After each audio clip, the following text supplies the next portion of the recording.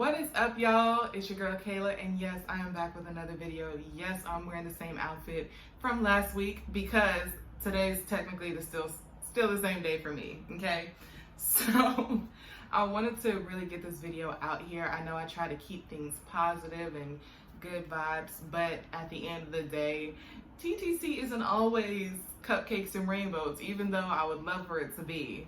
So let's just kind of get into my little setback and what happened and what the plan is for now. So Friday the week before last, I flew into Mississippi. I brought my OPK kit because, or my ovulation protector kit, because I knew that I was going to be ovulating this weekend and I couldn't risk missing it. Even though I've been tracking my temperature and everything, I needed to take that kit to confirm. So Friday came along and I had some cramping. So Saturday I knew, because my temperature dropped and because my Flow app, which works way better than thermometer, was telling me that Saturday would be the day that I ovulate. Oh, my midwife emailed me. Okay, perfect. So I'm gonna get to her in a moment. So Saturday, I woke up, checked my temperature, it was up. So I went to the bathroom, took the ovulation kit. By the time I finished and washed my hands, I look over and I got those two lines, and the ovulation line, because there's like a tester line, and that ovulation line for this kit is supposed to be stronger than the tester line, and that thing was strong. So I was like, oh my gosh, like I'm ovulating. Like I text a couple of my friends because I know it was TMI, but I was like, oh my gosh, like my body is doing what it's supposed to do. Like forget what the doctor said. Like I'm ovulating. Yes, I'm winning. And it just, I was happy. I told my mom, I was like, I'm ovulating. She's just like, okay. She's done having kids, y'all. She was unfazed. She was like, that's what it's supposed to do. I was like, I know, but they said it. She didn't understand.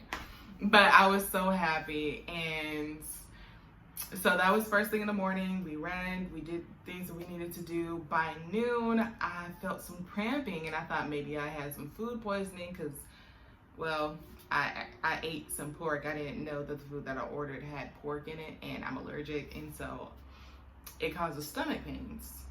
I go to the restroom and I see some spotting. I don't think too much of it because I've been on birth control since I was like 18 or 19. I'm 25 now. So I didn't spot before, but I figured maybe now that I'm older and I've had this hysterosalpingogram, maybe I'm just spotting this first time. Maybe it's, my right ovary that's producing, and that's the tube that was reopened. So I didn't think anything of it until that evening when I was at my uncle's house and I went to the restroom, and there was more than scar tissue. I was expecting, oh, okay, maybe just a little bit of scar tissue because your fallopian tubes are so thin like a freaking spaghetti noodle thin. And so I realized I had my cycle, but I was really just hoping, like, maybe because they cleared out that scar tissue, that's just what my body is doing. And, so I was a little heartbroken. Then we went to my other uncle's house and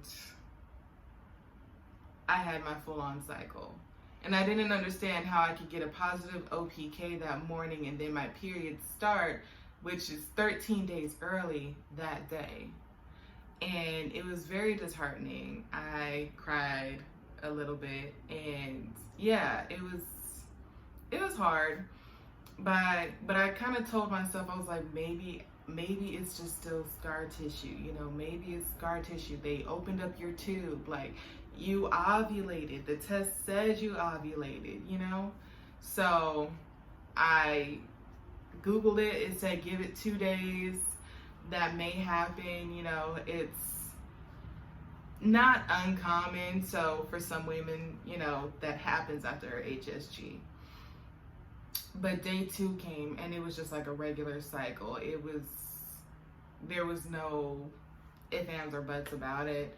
So I emailed my midwife and let her know what was going on, that I had the positive OPK Saturday morning, and then by that afternoon my cycle came, which was 13 days early, and asked her, should I be concerned, because I am concerned.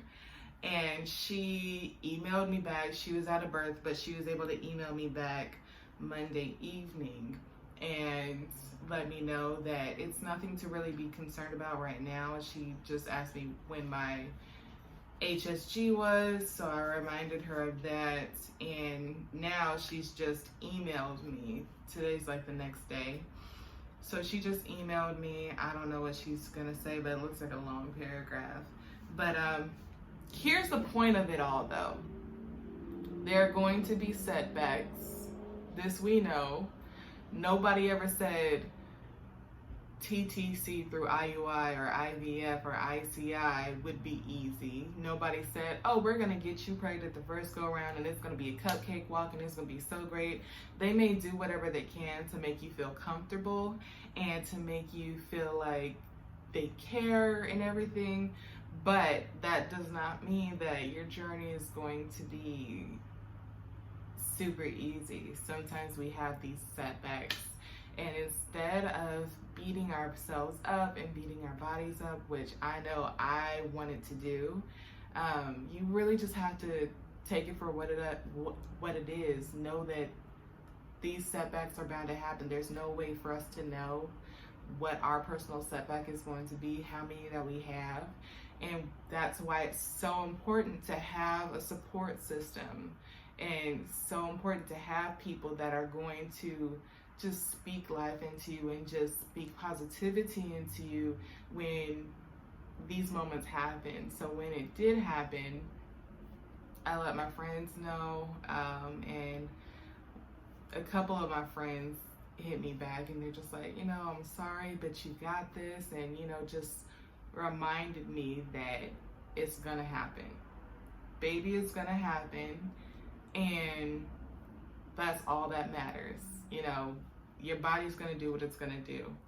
So I don't want to end this video on a bad note. So let me know what's going on in you guys' lives, how you're doing today. If you've had any setbacks and you've either overcome them or you're working to overcome them, feel free to comment them down below. We can have a discussion. Remember that this is a safe space. So always be courteous to one another, always be loving to one another. And yeah, I will see you guys next week.